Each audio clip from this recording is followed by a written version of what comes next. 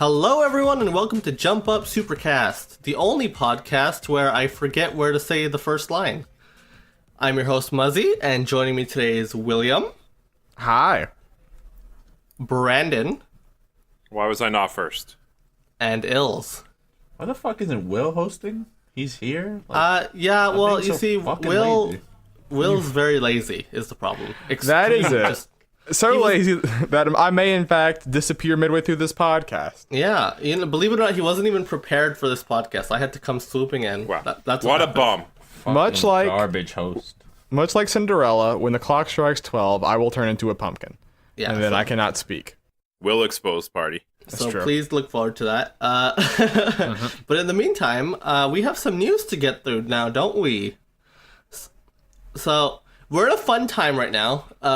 A couple weeks before E3, and usually, I feel like a lot of people think, oh no, that means no news till E3, right? But actually, it's usually like, hey, all these companies want to get ahead of E3, Yeah. A few years back, that started to happen. Yeah, that's kind of been the trend lately, so we got a lot of that this week, actually. Starting with, we'll start with what I would call the biggest news of the week. PlayStation held a State of Play broadcast this week on Thursday.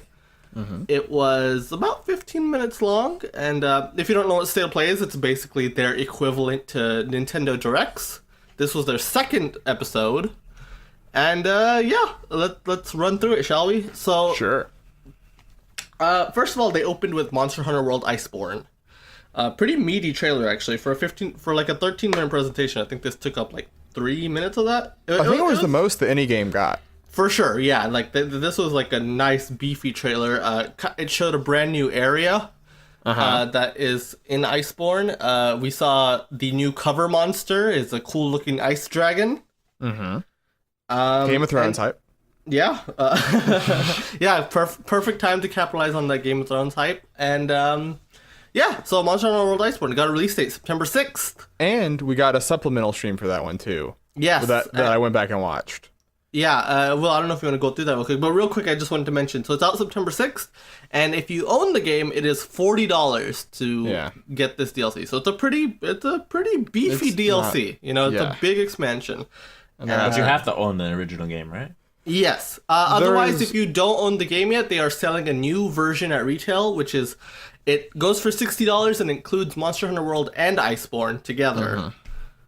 Because they've been pretty fast to mark down Monster Hunter World. Like, in the holiday season last year, it was around 20. So I guess the thought was that, if you add those up, it averages out to 60. Yeah, and $60 for like the full package isn't bad. Yeah, but they're doing some like system level changes that are cool. One of the things they added in Monster Hunter World was the Slinger, which is this little like crossbow on your arm. And the thing was, before, you would always have to put your weapon away to use your Slinger, because you could load it with different things, like explosive ammo, like a thing that would like attract other monsters, would ward other monsters away. It was really useful, especially in high level stuff. Now they're making it where you can use it while your weapon's still out, which means that like it changes how you approach fighting monsters, because you don't have to like run away to change your ammo and stuff. You can just do it more in the moment. And there's now more of a like almost Dragon's Dogma style like jumping on at any moment that you can do with monsters, which is cool. And like you can attack specific body parts more effectively that way, which is a thing that there's like a big snow shark almost looking creature. And they said that he has a big horn, and they specifically said that like if you hop on that thing, you can try to go at the horn to knock it off to take away one of his big attacks.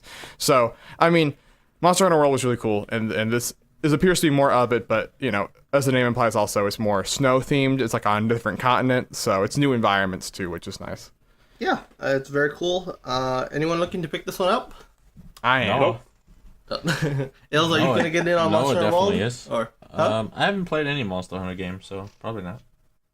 No. Not anytime soon. I know Noah's very excited for it, though. Wasn't that in his like anticipated? Yeah, it was. Yeah, Noah's very much looking forward to Iceborne. This would be like the equivalent to what they used to traditionally do, like the G releases. Mm-hmm. Right.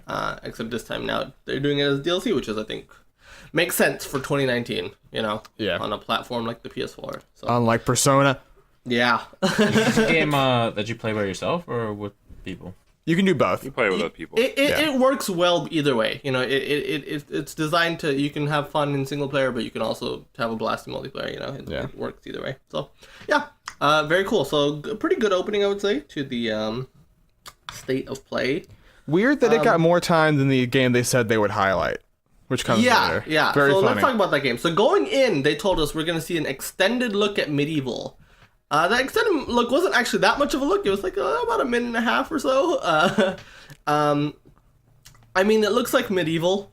You know, Is this a remake? It is This a is a remake. It is a remake of Okay, the that's what I PlayStation thought. 1 game. Yeah. They gave it a release date, by the way. It's October 25th. And to be fair, this is a discounted title. It is retailing for $30. Yeah. I mean, I feel like Crash set that precedent, right?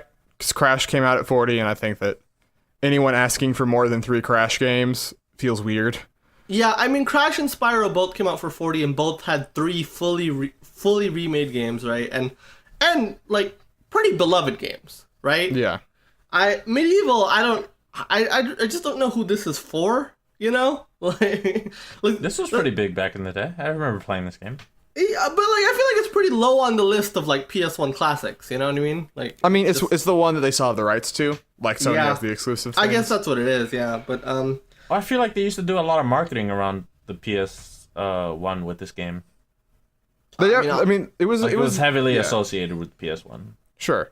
I mean, there is a group of people that I do say, like, man, this is my childhood, right? It skipped. The first time I ever heard of Sir Daniel Fortesque was when he got announced for PlayStation All-Stars.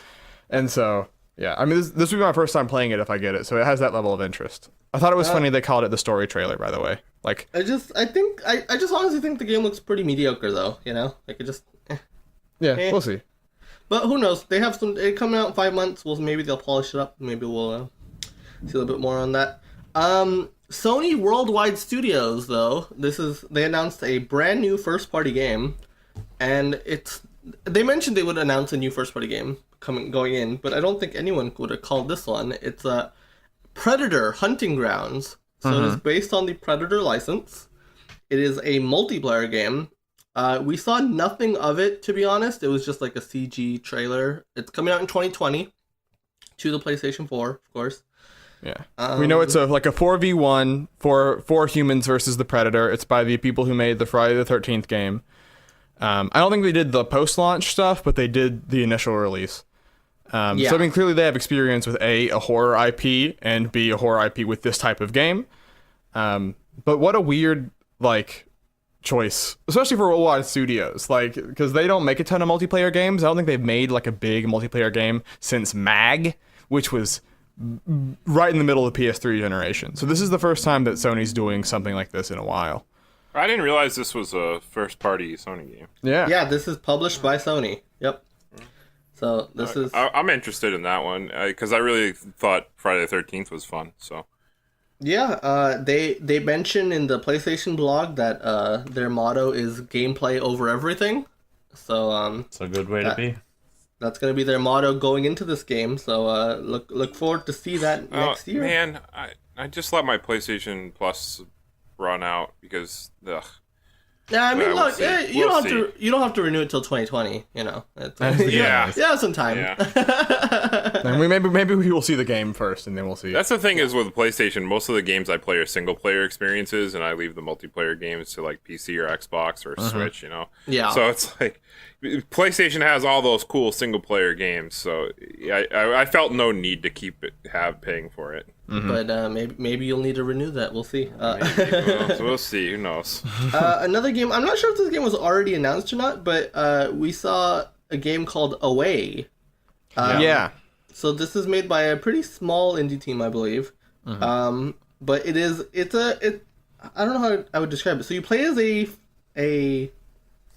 furry. what species is this? A lemur? It's like a lemur / flying squirrel. It does have the wingsuit thing. Yeah. With its, The gliding. Yeah. yeah. Yeah. So it's like an open world game where you're playing as this lemur flying squirrel thing. It looks cool. It gave me vibes, Brandon, you'll appreciate this. Gave me Deadly Creature vibes. Yeah. That's what I'm 'Cause- getting. Silly creature. That's a game, man. That's I the love that game because it's like it's from the perspective of this very small creature in a world that's much bigger than them, and the camera's tight on you. So like when an antelope walks by, they're 20 times as big as you. They feel like a giant, you know, and I think that's cool. Yeah. Um, And they show bits where you're like riding other animals for some reason. you're just hopping on for a ride. Why not? It's oh man. It looks neat, and it's coming to PS4 and PC, so is cool. worth noting. Mm-hmm. It looks neat. Another game they showed. This one not as big. So this is the last game they showed besides the final game. A game called Riverbond. It has like a kind of Minecraft-y aesthetic. It's a couch co-op 4-player dungeon crawling game. Has a lot of skins from like Shovel Knight and like Enter the Enter the Gungeon. Gungeon. yeah. So Bastion. So it's an indie game. it's an indie game coming Yeah. to the PlayStation Store this summer. Looks neat-ish. I mean, I'm not sure if I'll get it or not, but Will there be a day that Shovel Knight does not whore himself out to another indie game? He gets around. he definitely does. It's all about the community. He does. I mean, I fair play to Yacht Club. I mean, you know, that's cool. I don't know. I mean, it's one of those things that's like, I wouldn't have seen it otherwise, so I'm glad that it got a little spotlight. But Yeah, for sure. you know, it's It looks colorful. I mean, Yeah. Yeah. What is this? I'd play it if I had Sony's, people to play with. I can't believe they're talking about indie games again. Yeah, I mean, it's nice to see them talk about like smaller indie games. You know, they haven't done that in a while. So like, In a long time, yeah. Oh, Yeah. it had Raz from Psychonauts. it does have right. Yes, it Oh, does. my dude! And Which, by the way, I have we, to get that game just for that. that would they talked about that on the Jump Up Supercast Game Club. Look for that episode. Psychonauts. Heyo, plug. and the guy from Guacamelee and the kid from Juan. Bastion. Yeah. And then let's so that's Riverbond, and then of course the biggest thing of this state of play at the ending, they have a minute teaser for a long-awaited third-party game, Final Fantasy VII remake. It's not dead. It's not dead. Yeah, and not only did we get a minute teaser, at the end they say, hey, yeah, this is a teaser, but we will see more in June, aka E3. They're having a press conference. Square Enix is. Yeah, Taking so- Sony's spot on the time slot. Yeah, they took Sony's usual spot because Sony is not having a press conference this year. So, Final Fantasy VII. What do you guys think? We saw a brief glimpse of the gameplay. We saw Aerith for the first time. She looks great. I think Didn't she see looks- Tifa. Still, you know, Man. committed that favoritism. It's fucking gorgeous. I It's gotta very say. good looking. Yeah. I mean, I want to play this game.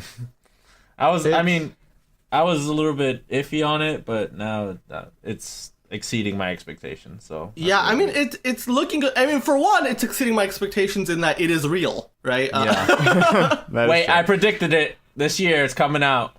You There's know a what, non-zero maybe chance. I thought you were crazy. There's a non-zero chance. There's a legit chance that this game launches this year. Well, no, I think we'll have a pretty good idea of when it's launching at E3. The whole game ain't gonna launch this year. No, I mean, okay. Well, Get so, ready, Brandon. So they did reconfirm that this game is still a split release. Yeah. Right. So it is still going to be multiple parts.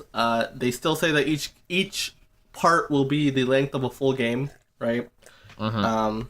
I So don't we'll know see. what that means. There's a long range in what a full game means. There I are mean, games that are 10 hours. Specifically, they pointed to their own games in that expect each game to be about the size of a Final Fantasy 13 game. The length. Like, does that mean they filled it with a bunch of extra crap? Because Who knows? I'm so question. confused by that. I mean, like, so to be fair, like just Midgar alone, like from what we've seen, it heavily expanded, right? Like you are probably going to explore the entirety of Midgar, right?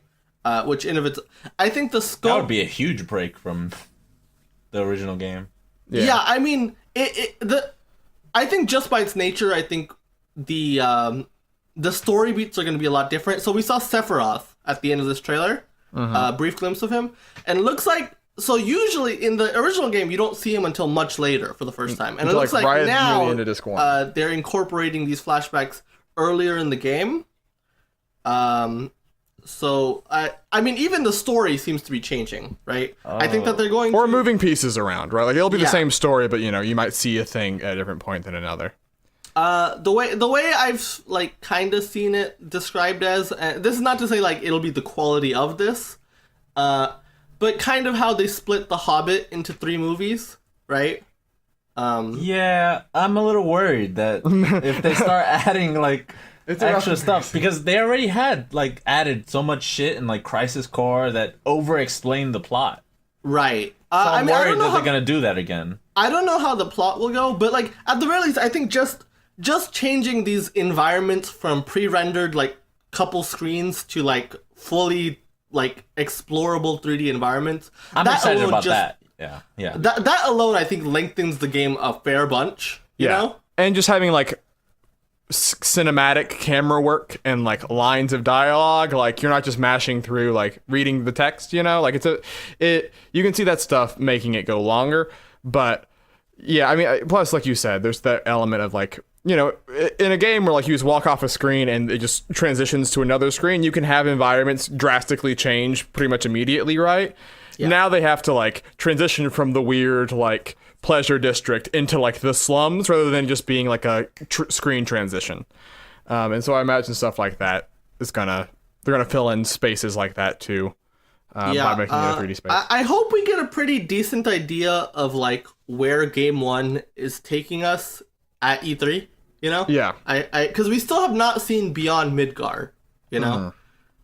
So I would like to know what the scope of the first game is, and hopefully E3 will answer that. I think it's a good sign that they showed a pretty meaty teaser trailer now. Yeah. You know, if this is the teaser, I think that E3 should bring us a lot. Yeah. But yeah, because this sort of got leaked right beforehand, and so. Well, you know, there was a guy who was like, "Hey, look, say Play 2 is going to be pretty good," and he posted that gif of Hashimoto laughing from when they announced the FF7 PS4 port at PSX that one year. So people were like, maybe FF7 is going to be here, but I expected it to be literally like 5 seconds. Like, here's Cloud Sword. See you later at E3. We got more than I thought we would get, which was a pleasant surprise. I mean, we got a decent look at the gameplay, right? I mean, do you guys have any feelings about the combat that we saw? It was pretty brief, but like it looked turn-based, so I was happy about that. I don't know what else to say. So, like, Nomura and Katase have always described this as, like, not exactly real-time, but not exactly turn-based. Like, that's always been what they've been saying about this, right? Yeah. Such a weird explanation. Yeah. The combat director is the guy who did Kingdom Hearts 2. Yes. So, I mean, people generally view that as... Kingdom Hearts fans really love Kingdom Hearts 2's combat. They really like it. And so, I mean, that's a good sign, because... he does good. That's a good indicator. But yeah, it's really hard to visualize because like if you look, there's another weird meter besides their MP and their HP and their limit, and we don't know what that really is right now. So like, I wonder if it's like an active time battle type thing. Yeah, you know? Like you can do your normal attack, but when that fills up, you can do a special move, like a spell or something, and that's how it's kind of turn-based still. Like you're still sort of waiting for your moment to attack and. They show you playing as Cloud and Barrett, so I imagine you might be swapping party members. I think an interesting thing that people noticed, people saw 2 little materias in Cloud Sword. So that could be an indication that the materia system is still in the game in some form. I would have to, yeah. Wait, why wouldn't it be in the game? I mean, I just think that people had a hard time visualizing what the hell that looks like in a action-based game, I guess. Yeah. I mean, it is just cool to have that confirmed, though. Yeah. Yeah. I mean, the thing is, like, this game will be very different to the original game, right? Like, they've said that multiple times. Just looking at it, you can tell, right? So, just any bit of info that we get of what's the same and what's different, I think is just interesting, you know? Because who knows what'll make it to the final game, right? Like, who knows what of that original game is still present? And so we'll see. Yeah. Which I'm fine with because we have a pretty good version of FF7 on every modern console at this point, you know? Like, the original experience is still there, and they made sure to bring it forward. Because for a while, they didn't, right? Like, there was the PS1 version on PS3, but besides that, there wasn't a great way to play FF7. Now it's on Switch, it's on Xbox, it's on PS4, you know, it's everywhere. So, having this new reimagining sort of take on it, I'm more willing to give a shot, because the original one's still there. Yeah. I mean, I'm willing to give it, you know, a good leash, but I just hope it comes out good, man. There's so much wrapped up in like what Final Fantasy VII is to a lot of people, me included, that I just want it to be really good. I don't want them to miss a step in any direction. No, I definitely get that, right? Like it'll be a hard balancing act for Square, right? And like what part of it is important to the fans and what part of it can they change, right? Like I think so many people have a different vision of what they think Final Fantasy VII is. Yeah. You know? So it'll be interesting to see. But yeah, looking forward to seeing more at E3. Overall, what do you guys think of that state of play, though? Surprisingly good. Improvement on the first one, right? Yeah. That first one was rough. It was VR focused. It didn't seem like they were what they were. It was weird. They did a good job of giving the time frame. They said 10 minutes. It was 12 minutes, but whatever. And giving us like 2 of the 5 games they had there. They told us beforehand, so it was sort of prepping expectations better. Yeah. And I do think we are kind of ruined because now you have FF7 be at one of these things, and they're not going to have an FF7 remake for every single one of them, but people will be able to run wild with it beforehand, right? I think that it's at least nice to see that they're improving this format already, right? I think that seeing further tweaks to it, I think it's a promising format, and I think that they can. There's definitely room to grow, though. Yeah, it's still sparse, right? I mean, we talked about 5 games, right? And that's... I think the big thing is they need to start being more meaty, right? Yeah. Like you said, this is a presentation with about 5-6 games, but they didn't. When was the last one? It wasn't that long ago. It was like the last weeks. One. Yeah. It was about, but then part of it is maybe they should not hold them so often, Yeah. Maybe just do it. I don't mind if they do it often. Yeah, I think there's pros and cons either way. Maybe like a direct style, like I like how Nintendo Direct kind of experimented with, hey, sometimes here's a Nintendo Direct Mini, right, which is like a short 10-minute, quick thing. I think there's room for both, but maybe just be better at messaging that, I guess. Mm-hmm. Yeah. Because in some ways it does feel like a supplement to like a conference that's coming down the line, but like there is no conference. Like this is sort of Sony's messaging now, so it does need to fulfill that big space that's left by not having an E3 conference.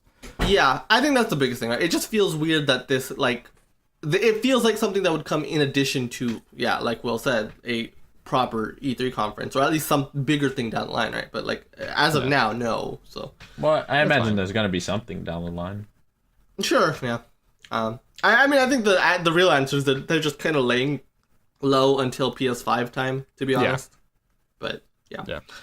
Okay, so that was the state of play thing. That was not the only game announcements this week, though. We also had Ubisoft come in and talk about, they announced a brand new Ghost Recon game, Ghost Recon Breakpoint. So this is a sequel to Ghost Recon Wildlands. It is pretty much what you would expect from a sequel to Ghost Recon Wildlands. Yeah, it has the same guy who looks vaguely like Bradley Cooper in American Sniper. I guess he's a character. I didn't know. I thought you made your own character. Turns out not the case. It's this guy. But yeah, it was 4-player. Just like the online, like the other one. Big sleep. It's sleep. Yeah. So it is worth noting this game is out in October, so pretty soon actually. Yeah. For us not knowing it existed to come out in October is pretty wild. That's pretty wild. Yeah. I think this is the kind of. This is definitely, I think, a smart get this one out of the way before E3 for Ubisoft. I guess Yeah, that's a good point. Hopefully, that means that they have some cooler stuff in the works for E3 proper. Yeah, Splinter Cell, please. I was about to say, has anyone checked on Sam Fisher? I'm worried about him. He was in the Wildlands DLC. Yeah, he was. They did a Sam Fisher thing for Ghost That Recon almost Wildlands. makes me care. Yeah, it was Emphasis on the almost. There was a very sad moment where he's like, I'm the last one left. Like it was like a moment of it was basically a meta moment of stealth games, like Metal Gear's in this weird place now, Solid Snake's not around anymore. Like it's just Sam Fisher, and even he doesn't get games. So I wonder if this one will break out as big as Wildlands did. Because Wildlands is a game that I think, for any of us, none of us played it, nor do we know anyone who played it, But it was a huge success, which just kind of points to maybe we're in a bubble. I don't even know what kind of we game are. it is. I will not lie to you. We're in a bubble, but, because we don't all play the newest Call of Duties and FIFAs and Maddens, so we are definitely in a bubble, Fuck but those still. games. Yeah, but it'll be interesting to see if this one breaks out in the same way, Can they capitalize on the success of Wildlands? To credit to them, even removing the element of like my personal level of interest in the game itself, like I don't know what they would show at E3 because they had a genuine 45 minutes of a lot of different stuff. So it was a well-paced presentation at least, which was pretty cool. And they ended with what's his name from The Punisher. The Punisher is in the game as the bad guy, so they pulled that Call of Duty move of like, look, the actor's in the game. The guy the Shane from Walking Dead. John Bernthal. Yeah. Thank you for remembering that. You're welcome. Yeah, so that was neat. So that's Ghost Recon Breakpoint, like I said, coming out this October. In other news, Nintendo randomly Thursday night shadow dropped DLC for Tetris 99. Yeah. What a drop. Yeah. Yeah, what a drop. So if you don't know, Tetris 99 is a Tetris game on the Nintendo Switch, specifically an online 99-player battle royale version of Tetris. It is free to download, but to play the online mode, you have to have the online Nintendo Switch Online. The Nintendo Switch Online. But now there is a DLC option. So for $9.99, you can get.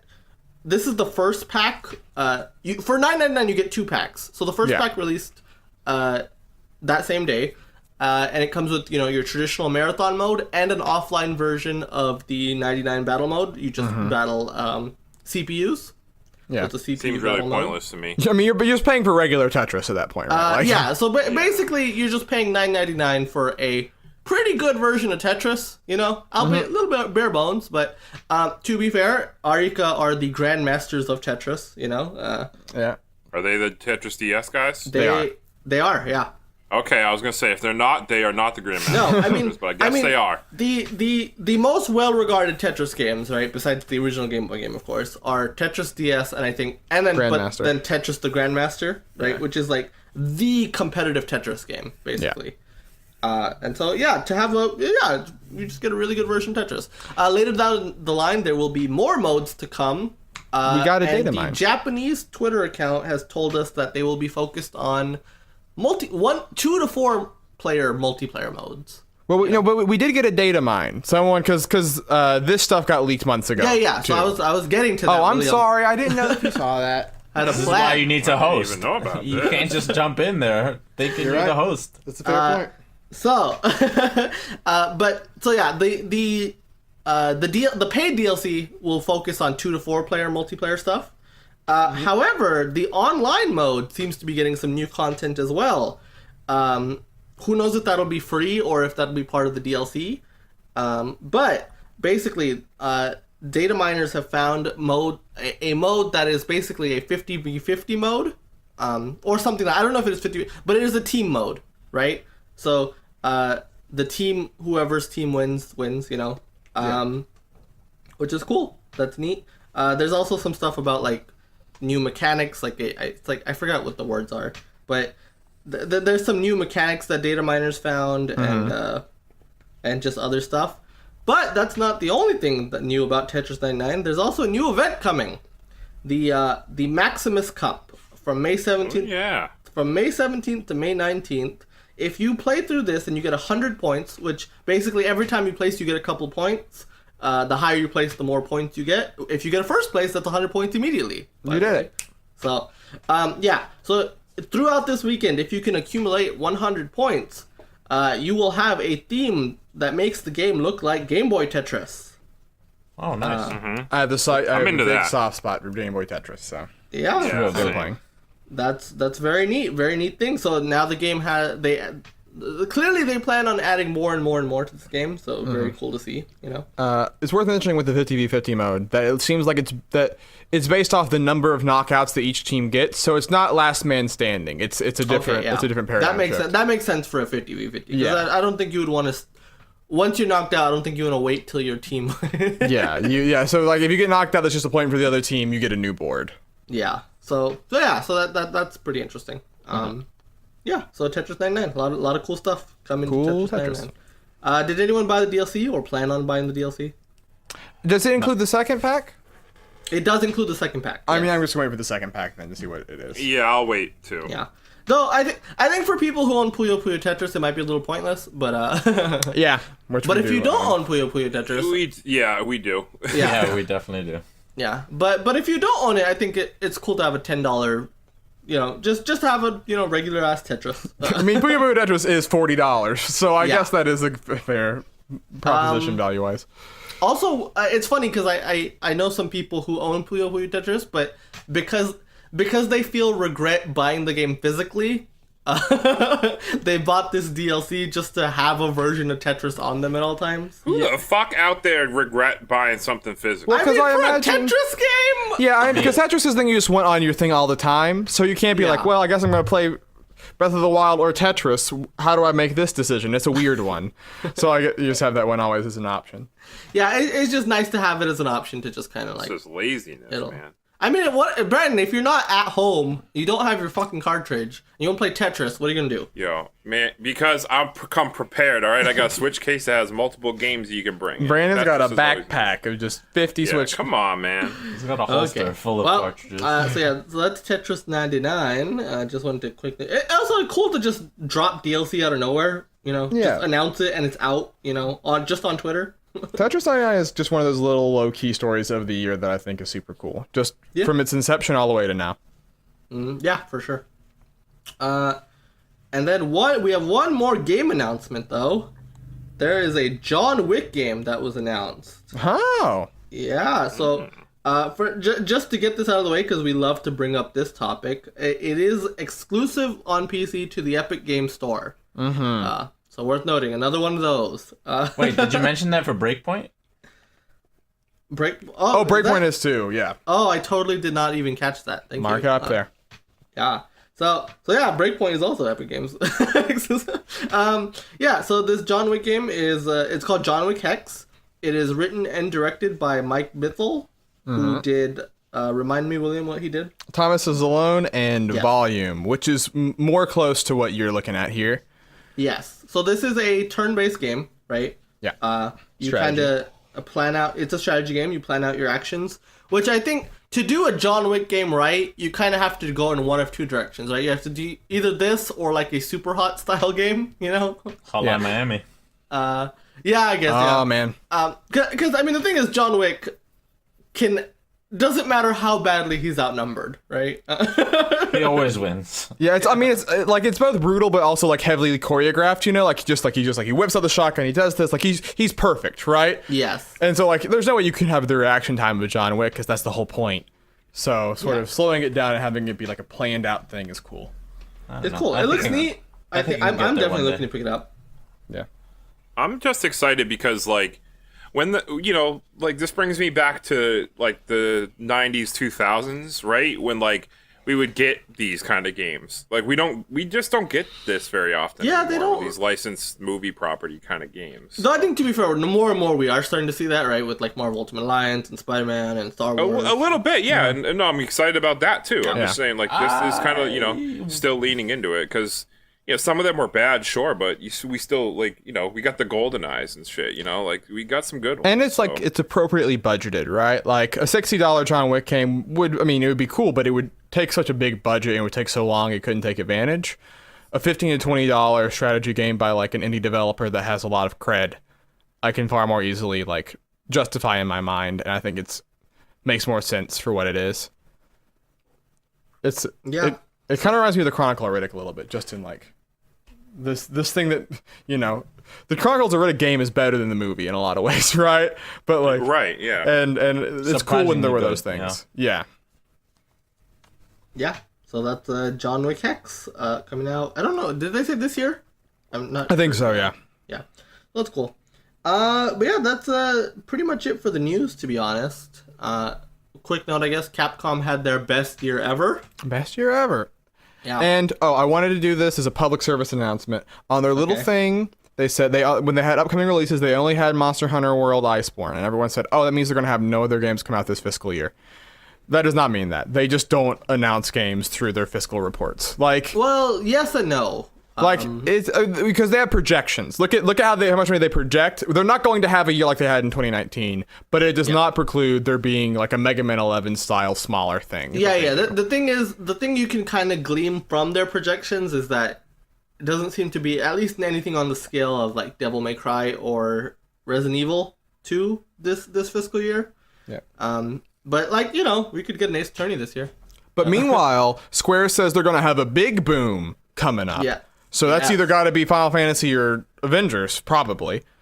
And so, I mean, that's why people are saying maybe Final Fantasy does make it, like, either late this year or early next year. Yeah, I was right. I was very right. cool. Elsa's right. Yeah, so that's pretty much it for the news. So time to move on to everyone's favorite, the list. The list! So, I don't know who's adding. It's me. Okay. It is Ills. Last week, what did we add, William? We Fit. We Fit, and it placed where? In the... It was right below Nintendo Land. No, it wasn't. Where is We Fit? That's where it should have was been. number 77. There's 77 below New Super Mario Brothers 2. There we go. Yeah. Right below Better. New Super Mario Brothers 2. So, yeah, this week, Ills, take it away. First of all, Follow the paste bin below, Follow yo. the- Oh, Paste yeah, bin. there's a paste bin. Yes. Bang. and secondly, the game I wanted to add was Fire Emblem: The Sacred Stones. Fire Oh. Emblem, the Sacred Stone.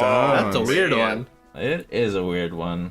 The game that got robbed on the last time we talked about it on a aforementioned list. This was one of the games chosen by somebody. I have no fucking clue who. On the old club. It wasn't me or you. We confirmed Yeah, that. well, We don't know if it was that Noah much or we can be Saf. sure of. I have no idea who picked it. I think it was Saf. It's a GBA game, the second Fire Emblem game to come to America. A significant drop off from Fire Emblem 7, or Fire Emblem: The Blazing Blade, otherwise known as, Yeah. or Fire Emblem also. There's a lot of So- Fire so Emblems. many We should names. establish. This is the one with the siblings. Yeah, Erica and Ephraim. Yeah. That are kind of into each other. We don't talk about it. Okay, God. no. Yeah, We're gonna talk about it's kind of bland, but it still has the good sprites, and it still has the basic Fire Emblem, the good Fire Emblem gameplay. So I can't hate it too much, even though I played it once and I was done with it. Yeah. It's got the unique aspect of you get to choose which sibling you want to, go which story you want to follow, right? And then you get two different paths, and then they kind of meet up at the end, Right. which gives you a little bit of replayability because, I think Ephraim's was harder than Erica's. Yeah, I believe so I think that's right. it gives you a little bit of a choice there. So that's a little unique, but it's also Real bland. it's really bland. I think this is the most like bog standard Fire Emblem game. Like when you think of like just generic Fire Emblem, this is it. This Yeah. is Sacred Stones. It's just I think the game is really bland. I mean, the core of Fire Emblem is really good, right? yeah, Sure. For sure. So like I still had a great time playing through this game, but like like you guys said, it's super bland. I think the problem is like there's no characters that really stand out for you. Yeah, there's nothing Yeah. memorable. None of the story set pieces are memorable. Like, And none of the map designs are either, right? Like, Yeah, nothing's memorable at all, other than the fact that you had two siblings and they split a story. I other than don't the fact that remember Erica anything. and Ephraim are really into each other. Okay, we're not. Nope. we don't talk about that. We don't talk about that. But yeah, because I mean, like even like people dunk on Fire Emblem Fates, right? Because the story is a lot of nonsense in Fates. But at least like especially in Conquest, like there's a lot of really good maps where you're like, man, this is like Yeah. cool strategy design. That doesn't stand out particularly. And there's a here. lot of good characters. Sure.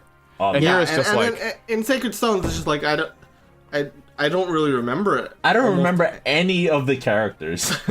I don't either. like usually whenever I play a Fire Emblem character, I usually pick like one character that I'm gonna hyper focus on, and that's Yeah. gonna be my favorite character for the game. And like for Fire Emblem 7, it was Lyn. For like Fates, it was Hana. Mm-hmm. Yeah, I have one for every game. I can't think of them right now, but yeah, this game I don't care about any of the characters in this game. So that was a real Which is like drop-off. so much of the appeal of Fire Emblem, right? Yeah. Like besides just being a really good strategy game, like I think people latch on to these characters. People really like.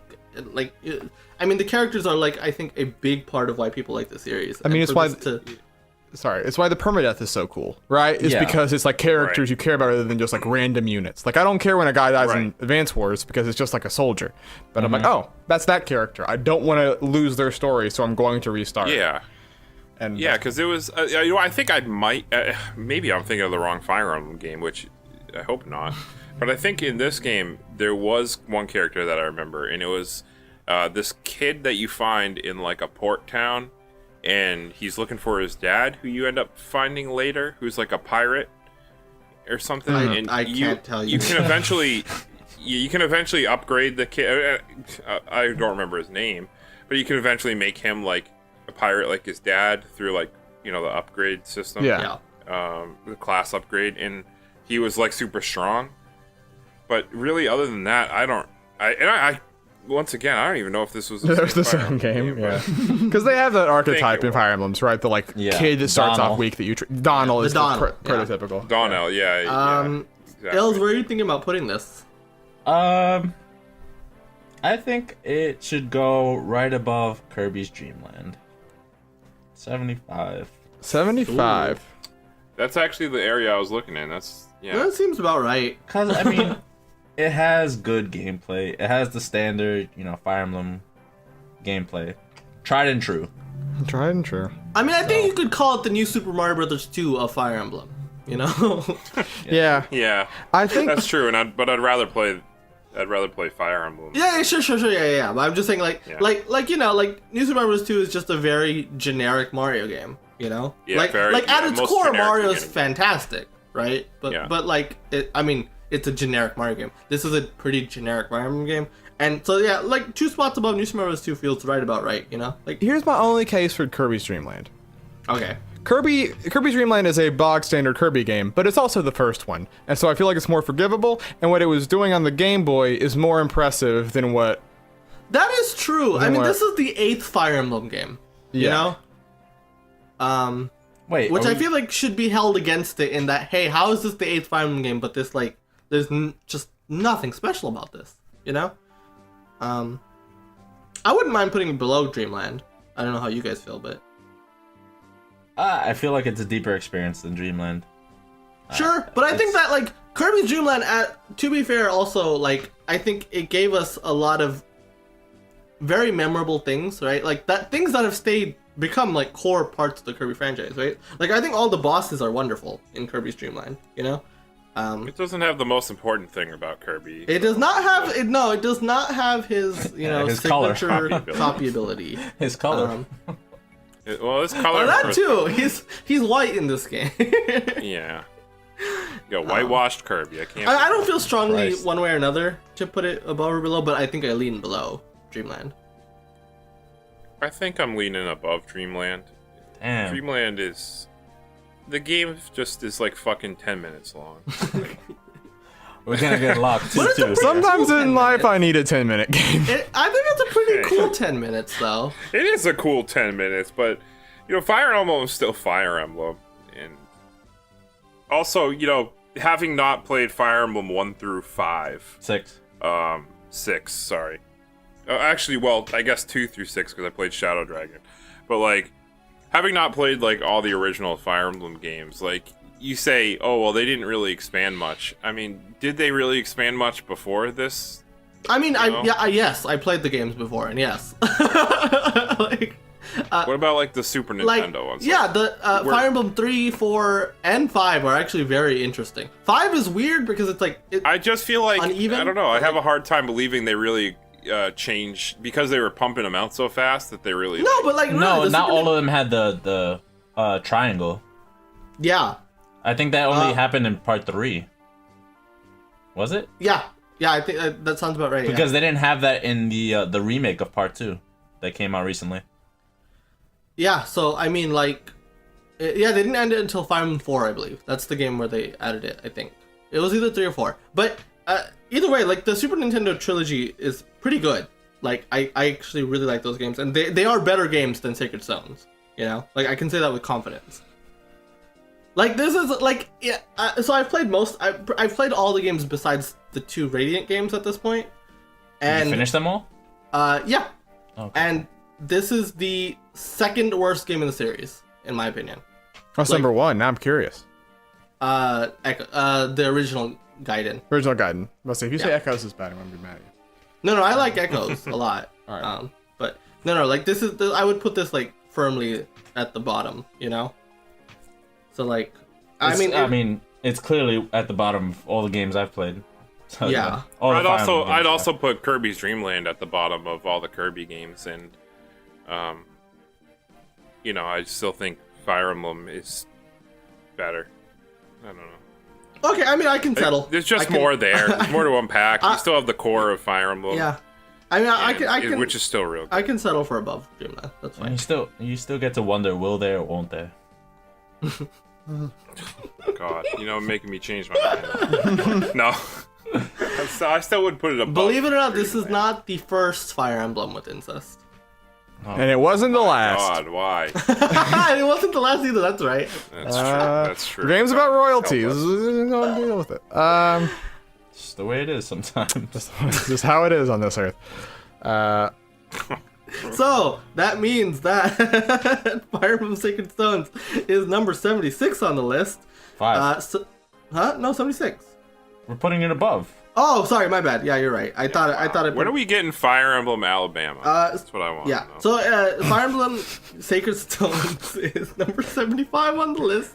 Surrounding it is number 73, Legacy of Kain Soul Reaver. Number 74, Zack and Wiki Quest for Barbaros Treasure. Then Kirby's Dream Land, New Super Mario Bros. 2, and We Fit at number 78.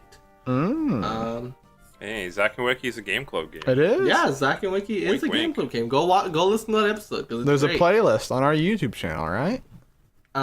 Yeah. I'm sure there is. There's also a playlist SoundCloud. on our SoundCloud. SoundCloud too. So I'm gonna go ahead and do the plugs, but in the meantime, Ills, you can go ahead and have that final word. The fuck?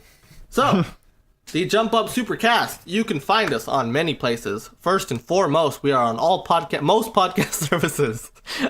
So it's iTunes, pretty much wherever you can find podcasts, not including Spotify or Google Play. You can find us on, this is very important, our Twitter, our twitter.com/jumpupsupercast. Oh, by the way, for the podcast, just search Jump Up Supercast.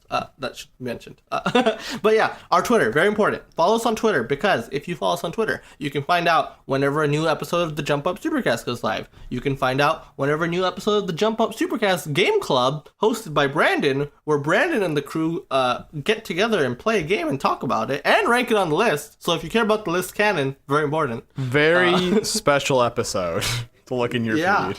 Metroid Very Other special M. episode coming up, Metroid Other M. It's live. Already out. Or it's already out. Yeah, it's live. So Metroid Other M, listen to that episode, because this was a game very different from the usual club route, because it's a game that was already on the list and they got to re-rank it. So Much to very some people's fascinating. chagrin. but also on our Twitter, you can find out when we're streaming. We haven't been streaming lately, but when we do, you can find us on twitch.tv/jumpupsupercast, which, by the way, you should subscribe or follow us on. What's the term? Follow. Twitch? Subscribe is when you give us $5 a month, which would also be Yeah, nice, yeah. but we can't do that yet. If we get can't to do that. followers, We Be Followers, partners. so- We have to be partners for that. if you get to Yeah. 50 followers, then you can start to have that conversation. So yeah, please, if you would, follow us. You know what? We should really try to make an effort to stream more on that Twitch. Yeah. But yeah, we're also on other social media, including Facebook and Instagram. I was gonna say Snapchat, but I don't think that's true. Might be. It might be. Look us up. Someone anyway. else there might be a Jump Up Supercast on there. It isn't us, but Yeah, maybe. No, there's not. But yeah. Anyway, Ills, why don't you go ahead and take us out? Listen, I don't want to brag, because I called that Final Fantasy VII was coming out this year. But that just means that all my other predictions were right too. So get ready, because Gino's coming back.